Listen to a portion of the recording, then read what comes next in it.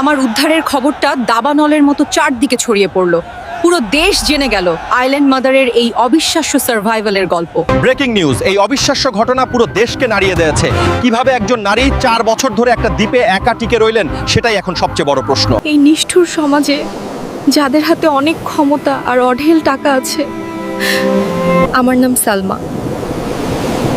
আমার শরীরের ভেতরে এখন আর ছোট্ট হৃদস্পন্দন।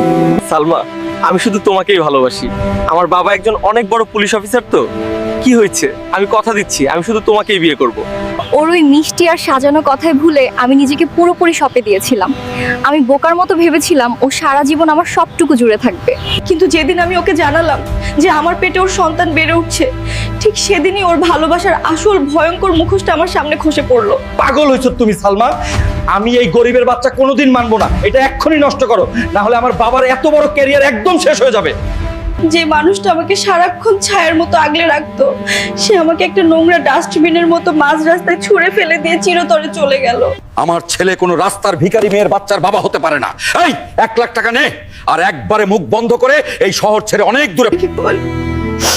আমি ওদের ওই নোংরা টাকা নিইনি, আর সেটাই ছিল আমার জীবনের সবচেয়ে বড় এবং মারাত্মক ভুল। এই রাস্তার মেয়ের এত বড় সাহস তুলে নিয়ে যা, ওকে এখান থেকে জোর করে ওর পেটের বাচ্চাটা নষ্ট কর।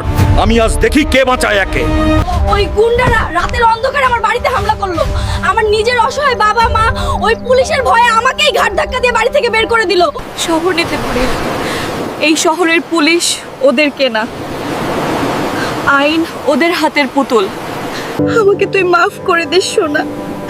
এই নিষ্ঠুর আর ভয়ঙ্কর পৃথিবীতে তোকে জন্ম দেওয়াটা আমার জীবনের সবচেয়ে বড় অপরাধ হয়ে যাবে। তাই আজ এই রাতের নিস্তব্ধ অন্ধকারে সমুদ্রের এই কালো জলেই আমাদের ওই তো সামনে একটা ভাঙা ছোট নৌকা পড়ে আছে, ওটাতে করেই আমাকে সমুদ্রের আরও অনেক গভীরে চলে যেতে হবে, যাতে আমি আর ফিরতে না পারি।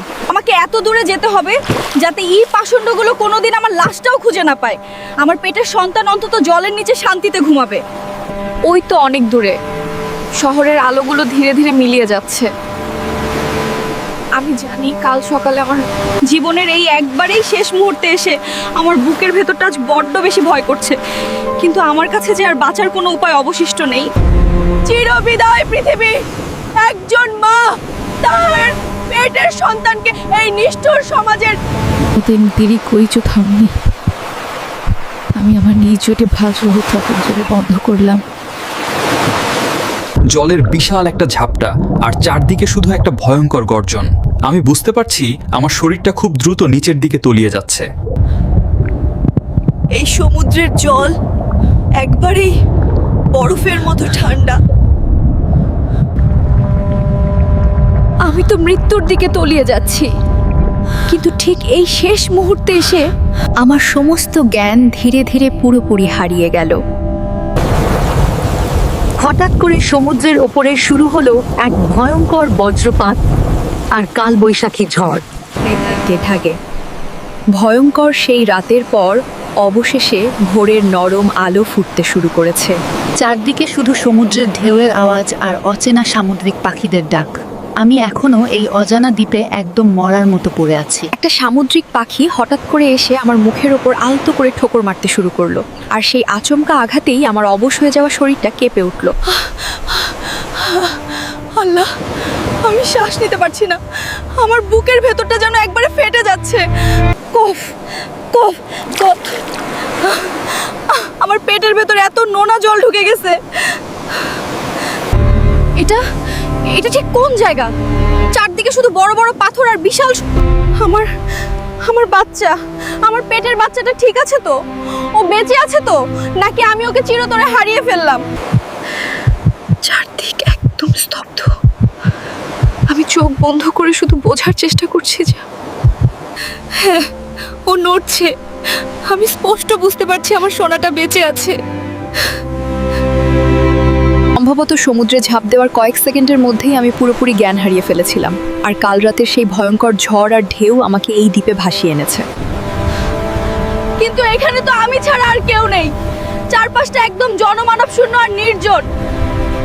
চারপাশে শুধু মেঘ আর ধারালো পাথর, কিন্তু এটা ভেবে শান্তি পাচ্ছি যে ওই খুনি অফিসার বা তার গুন্ডারা এখানে কোনোদিন পৌঁছতে পারবে না।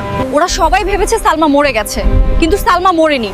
আমার সন্তান বেঁচে আছে, আর ওকে বাঁচিয়ে রাখার জন্য আমি যে কোনো পরিস্থিতির সাথে লড়াই করব। হয়তো স্বয়ং ঈশ্বর চান আমার এই নিষ্পাপ সন্তান পৃথিবীতে আসুক। পেটের ভেতরটা হঠাৎ করে মোচড় দিয়ে খুব ব্যথা করছে। সমুদ্রের ওই নোংরা নোনতা জল পেটে গিয়ে শরীরের অবস্থা একদম খারাপ হয়ে গেছে। উফ, আমাকে শক্ত হতে হবে। এই সামান্য ব্যথায় ভেঙে পড়লে চলবে না। এখন আর আমি একা নই, আমাকে আমার সন্তানের ভবিষ্যতের জন্য লড়াই করতে হবে। বমি করার পর এখন একটু স্বস্তি লাগছে, কিন্তু শরীর থেকে এত জল বেরিয়ে যাওয়ায় আমি আর সোজা হয়ে দাঁড়ানোর মতো শক্তি পাচ্ছি না। পেটটা এখন শান্ত হলো, কিন্তু আমার পুরো শরীরটা একদম অবশ হয়ে আসছে। তৃষ্ণায় আমার গলা শুকিয়ে কাঠ হয়ে গেছে। একটু জল দরকার। থু থু, এত নোনতা। এই সমুদ্রের নোনা জল খেলে আমার তৃষ্ণা তো মিটবেই না। একটু জল আমাকে দয়া করে একটু পান করার জল দাও। আমার পেটের বাচ্চাটা তেষ্টায় ছটফট করছে। ওই তো, এই পাথরের গর্তটায় মনে হচ্ছে গত রাতের পরিষ্কার বৃষ্টির জল জমে আছে। হে ঈশ্বর, আজ এই বৃষ্টির জলটাই আমাদের নতুন জীবন বাঁচালো। জল তো পেলাম, গলাটাও ভিজলো, কিন্তু এখন পেটে রাক্ষসে খিদে চাগার দিয়ে উঠেছে। মনে হচ্ছে পেটের ভেতর আগুন জ্বলছে। আমি জানি সোনা, তোর খুব খিদে পেয়েছে। চিন্তা করিস না, মা তোর জন্য এক্ষুনি কিছু একটা খাবার খুঁজছে। আমরা নিশ্চয়ই কিছু পাবো। আমাকে কিছু খেতেই হবে। আমি একা না খেয়ে থাকতে পারি, কিন্তু আমার পেটের বাচ্চাটা তো না খেতে পেয়ে আমার ভেতরেই মরে যাবে। আরে, ওই পাথরের ফাঁকে ওগুলো কি বুনো মাশরুম নাকি? হ্যাঁ, মনে তো হচ্ছে মাশরুম। ঈশ্বর মনে হয় আমাদের খাবার পাঠিয়ে দেখেছেন। কিন্তু এই অচেনা জঙ্গলের মাশরুম তো বিষাক্ত হতে পারে। এগুলো খেলে যদি আমার বাচ্চার কোনো ক্ষতি হয়ে যায়, তাহলে কি হবে? একদিকে বিষক্রিয়ার ভয়, অন্যদিকে না খেতে পেয়ে শুকিয়ে মরার ভয়। আমি কি করব এখন? আমার যে আর কোনো রাস্তা খোলা নেই। না খেয়ে ধুকে ধুকে মরার চেয়ে এই ঝুঁকিটা আমাকে নেওয়াই হবে। আমাকে বাঁচতে হবে। আমার সন্তানের জন্য আমাকে যে কোনো মূল্যে বাঁচতে হবে। স্বাদটা ঘৃণ্য, একদম বমির মতো লাগছে, কিন্তু আমার বাচ্চার জন্য আমাকে এটা গিলতেই হবে। এছাড়া আমার কাছে আর কোনো খাবার নেই। মাশরুম খেয়ে পেটটা শান্ত হলো ঠিকই, কিন্তু সূর্য ডোবার সাথে সাথে শুরু হলো আরেক বিপদ। চারদিক ধীরে ধীরে অন্ধকার হয়ে আসছে। উফ, কি প্রচণ্ড ঠান্ডা বাতাস।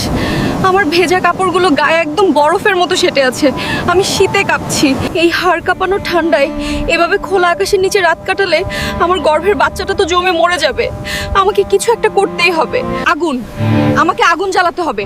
টিভিতে দেখেছিলাম দুটো শুকনো কাঠ ঘষলে আগুন জ্বলে। আমাকেও ঠিক সেভাবেই আগুন জ্বালাতে হবে। কিন্তু এই স্যাঁতসেঁতে দ্বীপে যেখানে সারাদিন মেঘ থাকে, সেখানে শুকনো কাঠ পাবো কোথায়? চারদিকে সবকিছু তো একদম ভিজে আছে। অন্ধকারে হাতড়ে হাতড়ে আমি একটা বড় পাথরের গুহার মতো খাঁজ খুঁজে পেলাম। হয়তো এখানে শুকনো কিছু পাওয়া যেতে পারে। যাক, ঈশ্বরকে ধন্যবাদ, এই খাঁজের ভেতর বৃষ্টির জল ঢোকেনি। এখানে কিছু শুকনো ডালপালা আর পাতা পড়ে আছে, এগুলো দিয়েই আগুন জ্বলবে। আমি দুটো শুকনো ডাল নিলাম। আমার হাত শীতে অবশ হয়ে আসছে, কিন্তু আমাকে পারতেই হবে। আমার বাচ্চার জন্য আমাকে পারতে হবে। জল, প্লিজ জল, আমার বাচ্চার জন্য তোকে জ্বলতেই হবে। একটু আগুন দে আমাকে, দয়া করে একটু আগুন দে। আমার হাতে আর একদম জোর নেই, হাত ছিলে রক্ত বেরোচ্ছে। আমি মনে হয় আর পারছি না, আমার শরীর আর দিচ্ছে না। উফ উফ, আর পারছি না, কিন্তু আমাকে ঘষতেই হবে। আমি কিছুতেই হার মানবো না, আমাকে পারতেই হবে। না, রোহানের পাষণ্ড বাবা আমাকে মারতে পারেনি, এই ঠান্ডাও আমাকে মারতে পারবে না। আমি আমার সন্তানকে বাঁচিয়েই ছাড়বো। মাতৃত্বের কি এক অদ্ভুত শক্তি। আমি নিজের সবটুকু জান বাজি রেখে কাঠটা আবার ঘষতে শুরু করলাম। ধোঁয়া, এই তো ধোঁয়া ধোঁয়া বেরোচ্ছে। আর একটু ফুদি। হ্যাঁ, জ্বলে উঠেছে, আগুন জ্বলে উঠেছে। আল্লাহ, তোমাকে অশেষ ধন্যবাদ। কি শান্তি। দেখ সোনা, মা আগুন জ্বালিয়েছে, আর তোর ঠান্ডা লাগবে না। কিন্তু স্বস্তি বেশিক্ষণ টিকলো না। হঠাৎ আমার চারপাশটা বন বন করে ঘুরতে শুরু করলো। আমার মাথাটা সাংঘাতিকভাবে চক্কর দিচ্ছে। উফ, পেটে এটা কেমন ব্যথা মনে হচ্ছে। কেউ ধারালো ছুরি দিয়ে আমার ভেতরটা ফালা ফালা করে দিচ্ছে। বুঝতে পারলাম ওই বুনো মাশরুমগুলো চরম বিষাক্ত ছিল। সেই ভয়ঙ্কর বিষ এখন আমার রক্তে খুব দ্রুত ছড়িয়ে পড়ছে। ঈশ্বর, আমার বাচ্চাটার যেন কিছু না হয়। আমাকে বাঁচাও, আমি মরতে চাই না, আমাকে বাঁচাও। আমার চোখ বন্ধ হয়ে আসছে, আমি আর কিছুই দেখতে পাচ্ছি না। চারদিক আবার সেই গভীর অন্ধকার হয়ে যাচ্ছে। বিষের ঘোরে রাত কেটে গেল। আস্তে আস্তে ভোরের নরম আলো আর পাখিদের ডাকে নতুন একটা সকাল শুরু হচ্ছে। কফ, উফ, আমার মাথাটা মনে হচ্ছে ছিঁড়ে যাচ্ছে। আমি কি মরে গেছি নাকি এখনো বেঁচে আছি? সকাল হয়ে গেছে, আমি বেঁচে আছি। কাল রাতের ওই ভয়ঙ্কর বিষ আমাকে মারতে পারেনি। ঈশ্বর আমাকে আবার বাঁচিয়ে নিলেন। তুই ঠিক আছিস তো মা? হ্যাঁ, ওই পাষণ্ড সমাজ যখন আমাদের মারতে পারেনি, এই বিষও পারবে না। আমরা সব বাধা জয় করব। শরীর একদম দুর্বল। আমাকে জ্যান্ত আর নিরাপদ কোনো খাবার খুঁজতে হবে, যাতে প্রচুর প্রোটিন থাকে, নলে আমি আর হাঁটতে পারবো না। টলতে টলতে আমি সমুদ্রের ধারে গেলাম। অগভীর জলে মাছ খুঁজলাম, কিন্তু কিচ্ছু পেলাম না। আমার ভাগ্যটাই খুব খারাপ।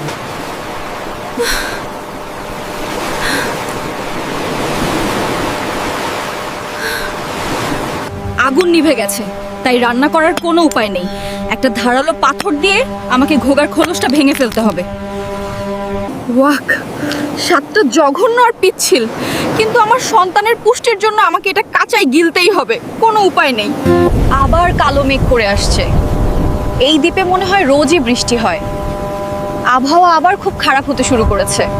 আমার এই গর্ভবতী শরীর নিয়ে খোলা আকাশের নিচে আবার বৃষ্টিতে ভিজলে আমি নিশ্চিত নিউমোনিয়ায় ভুগে মারা যাব।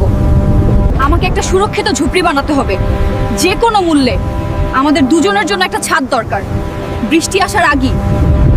সমুদ্রের ঢেউয়ের সাথে ভেসে আসা এই সামান্য কয়েক টুকরো পচা কাঠ দিয়ে একটা আস্ত ঘর বানানো একান্তই অসম্ভব।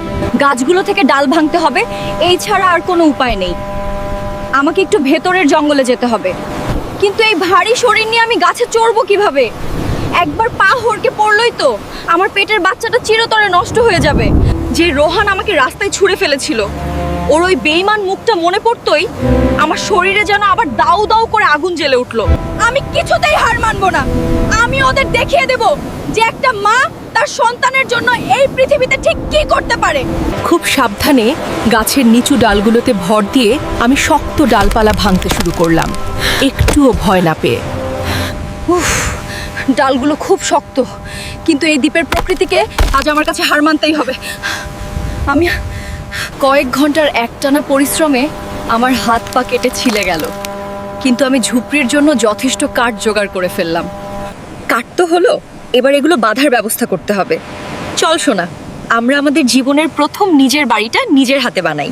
গাছের ছাল ছিঁড়ে দড়ি বানালাম, আর নিজের রক্তাক্ত হাতে অনেক কষ্ট করে তৈরি করলাম আমাদের থাকার জন্য একটা ছোট্ট নিরাপদ ঝুপড়ি। গেছে এভাবেই এই নির্জন দ্বীপে দিন গড়িয়ে ধীরে ধীরে মাস পেরোতে লাগলো। দেখতে দেখতে 8 মাস কেটে গেল।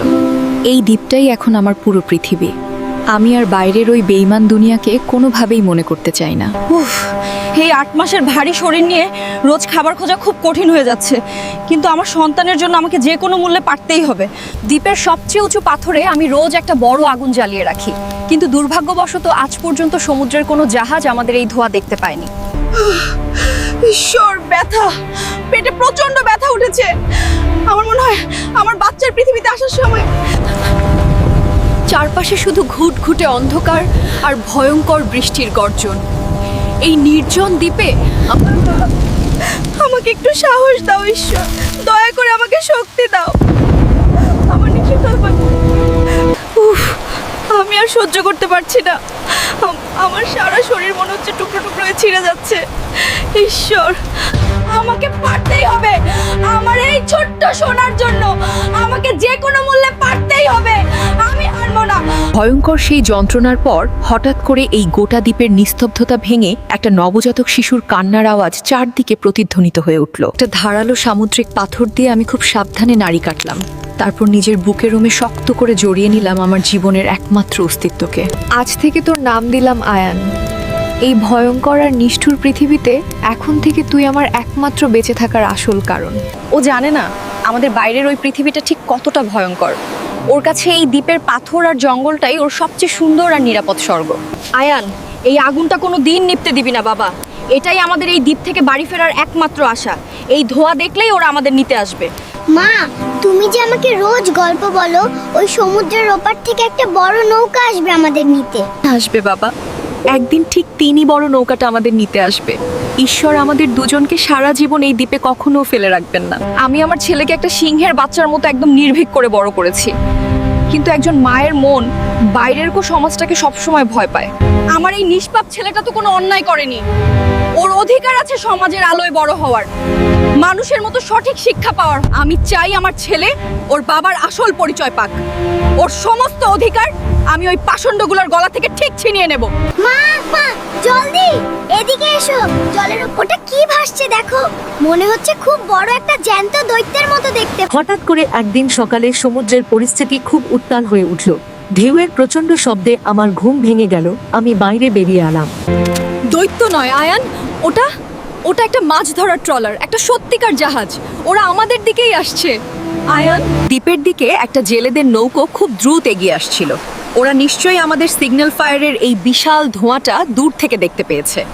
এই যে আমরা এখানে, আমরা এই দ্বীপে আটকে আছি, দয়া করে আমাদের বাঁচান, আমাদের এখান থেকে নিয়ে যান। আরে দেখ, ওখানে তো একটা মহিলা আর একটা ছোট্ট বাচ্চা দাঁড়িয়ে আছে এই নির্জন দ্বীপে। ওরা এলো কি করে? জলদি নৌকা ওদিকে ঘোরাবা। আমরা বাড়ি যাচ্ছি আয়ান, আমরা অবশেষে এই দ্বীপ থেকে মুক্তি পেয়ে নিজেদের বাড়ি ফিরে যাচ্ছি সোনা। জেলে দাদারা যখন আমাদের উদ্ধার করে নৌকায় তুললো, আমি শেষবারের মতো আমার সেই নিজের হাতে বানানো ছোট্ট ঝুপড়িটার দিকে তাকালাম। তোমাকে অনেক ধন্যবাদ। তুমি আমাকে এই 4টে বছর সবচেয়ে নিরাপদ আশ্রয় দিয়েছিলে। তুমি আমাকে একজন সত্যিকার মা হওয়ার সুযোগ দিয়েছো। মা, এই মানুষগুলো ঠিক কারা? এদের তো আমি আগে কোনোদিন দেখিনি। আমরা তাই বড় নৌকাটায় করে কোথায় যাচ্ছি গো মা? তোর জীবনের সব ন্যায্য অধিকার বুঝে নিতে যাচ্ছি বাবা। আর কেউ কোনোদিন আমাদের একটুও ঠকাতে পারবে না, আমি আছি তোর সাথে। ব্রেকিং নিউজ, এই অবিশ্বাস্য ঘটনা পুরো দেশকে নাড়িয়ে দিয়েছে। কিভাবে একজন নারী 4 বছর ধরে একটা দ্বীপে একা টিকে রইলেন, সেটাই এখন সবচেয়ে বড় প্রশ্ন। এই মুহূর্তে সবচেয়ে বড় খবর, 4 বছর পর সমুদ্রের এক দুর্গম আর নির্জন দ্বীপ থেকে আজ অলৌকিকভাবে উদ্ধার পেলেন এক মা ও তার সন্তান। আমার উদ্ধারের খবরটা দাবানলের মতো চারদিকে ছড়িয়ে পড়লো। পুরো দেশ জেনে গেল আইল্যান্ড মাদারের এই অবিশ্বাস্য সার্ভাইভালের গল্প। কি ওই রাস্তার মেয়েটা এখনো বেঁচে আছে, আর ওই জারজ বাচ্চাটাও বেঁচে ফিরে এসেছে? এটা আমি কিছুতেই হতে দেব না। বাবা, মিডিয়া যদি কোনোভাবে জানতে পারে যে যে এই দ্বীপের বাচ্চাটা আসলে আমার, তাহলে তোমার এত বড় চাকরি আর আমার বিয়ে সব শেষ হয়ে যাবে। ওকে আমি এবার আর কোনোভাবেই জ্যান্ত ছাড়বো না। এমন ভাবে গুম করে গায়েব করব যে দেশের মিডিয়া টেরও পাবে না যে ও কোথায় হারিয়ে গেল। ওরা আবার আমাকে আগের মতো হুমকি দেওয়া শুরু করলো। আমি এবার ওই দুর্নীতিগ্রস্ত পুলিশের কাছে সাহায্যের জন্য যাইনি, আমি সোজা গিয়ে দাঁড়ালাম এই জেলার নতুন ডিএম সাহেবের একদম খাস দপ্তরে। এই সেই জায়গা যেখান থেকে এই পুরো জেলার আইন আর প্রশাসন নিয়ন্ত্রণ করা হয়। আমি জানি এখানে আমি আমার সন্তানের সবটুকু বিচার ঠিক পাবো। ম্যাডাম, আমি ওদের কাছ থেকে কোনো টাকা চাই না, আমি চাই আমার ছেলের বাবার স্বীকৃতি। আমি কি ঘুনি? এসপি আর তার অমানুষ ছেলের কঠোর বিচার চাই। এই নতুন ডিএম ম্যাডামকে দেখতে একদম কোনো সুন্দরী মডেলের মতো লাগলেও তার ওই চোখের তীক্ষ্ণ দৃষ্টি ছিল ঠিক একটা শিকারী ঈগলের মতো ভয়ঙ্কর। ওরা ভেবেছে টাকার জোরে আর পুলিশের ওই দামি পোশাকের আড়ালে নিজেদের সব নোংরা সত্যি খুব সহজেই চাপা দেওয়া যায়, কিন্তু ওরা হয়তো জানে না দুর্নীতিবাজদের কবর খোঁড়ার জন্যই আমার এই ডিএম এর চেয়ারে বসা। এই যুদ্ধের ময়দানে এবার আমি নিজে নামবো।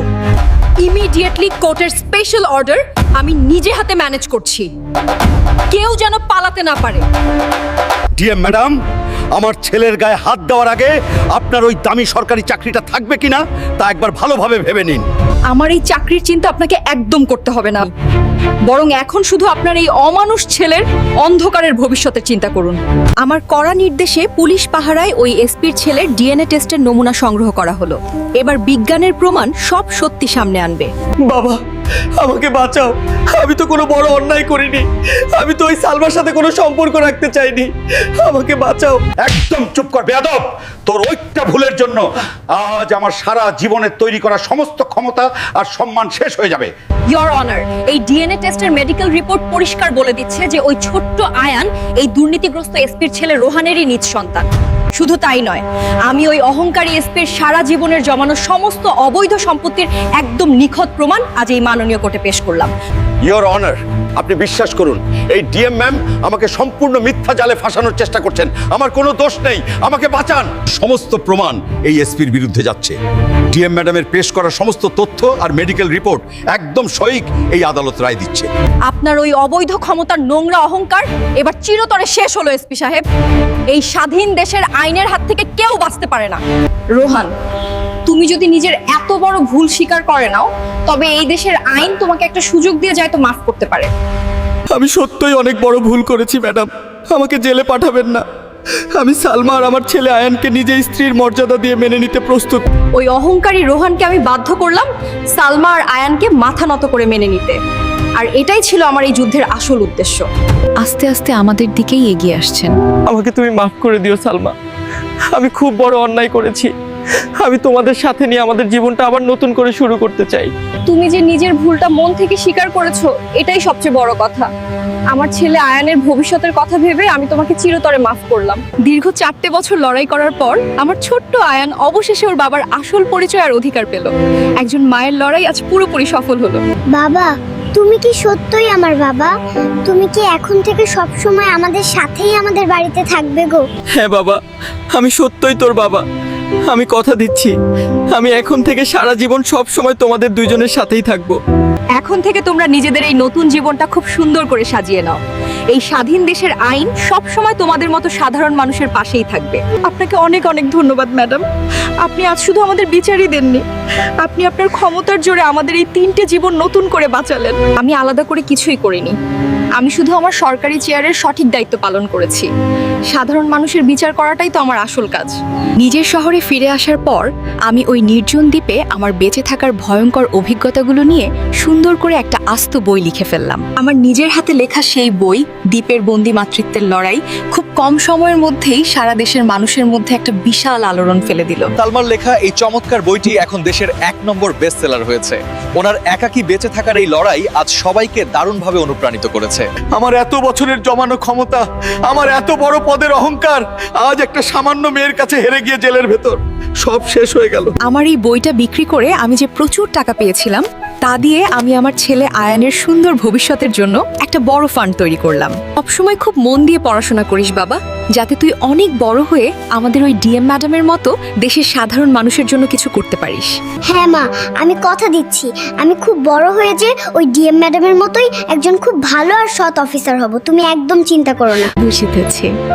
সেই ভয়ঙ্কর অন্ধকারের দিনগুলো পেরিয়ে আমরা আজ একটা সুন্দর আর শান্তির জীবন কাটাচ্ছি। আমি তো একসময় ভেবেছিলাম আমাদের এই সুন্দর জীবনটা হয়তো সমুদ্রের ওই ভয়ঙ্কর অন্ধকারে চিরতরে হারিয়ে যাবে, আমরা আর কোনোদিন আলো দেখতে পাবো না। কিন্তু ঈশ্বরের অসীম দয়ায় আর তোমার ওই অদম্য সাহসের জন্য আমরা সবাই মিলে আবার নতুন করে বেঁচে থাকার একটা সুন্দর আলো খুঁজে পেলাম। মানুষ যখন নিজের জীবনের সমস্ত রাস্তা চারদিক থেকে বন্ধ হয়ে যেতে দেখে, তখন সে বড্ড হতাশ হয়ে জেগে সবার আগে মৃত্যুকে বরণ করতে চায়। কিন্তু সবচেয়ে বড় সত্যি হলো প্রত্যেকটা মানুষের বুকের ভেতরেই বেঁচে থাকার যে এক অদম্য আর বিশাল ইচ্ছা সবসময় লুকিয়ে থাকে, তা আমরা নিজেরাও জানি না। জীবনে যতই অন্ধকার আসুক না কেন, কখনো হার মানবেন না, কারণ আপনার জীবনের গল্পটা শেষ হওয়ার আগে অনেক বড় কোনো চমৎকার চমক লুকিয়ে থাকতে পারে। আমার জীবনের এই গল্পটা এখানেই শেষ হলো।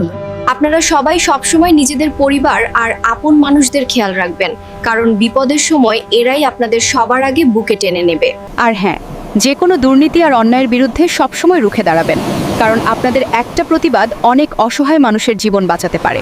আমাদের এই শিক্ষামূলক গল্পগুলো যদি আপনাদের মনের ভেতর একটুও সাহস আর শক্তি জুগিয়ে থাকে, তবে অবশ্যই আমাদের সাথে থাকবেন। তাই আমাদের এই শিক্ষামূলক ভিডিওগুলো বেশি বেশি করে শেয়ার করবেন, যাতে সবাই এই সচেতনতার বার্তাগুলো পেয়ে নিজেদের জীবন সুন্দর করতে পারে।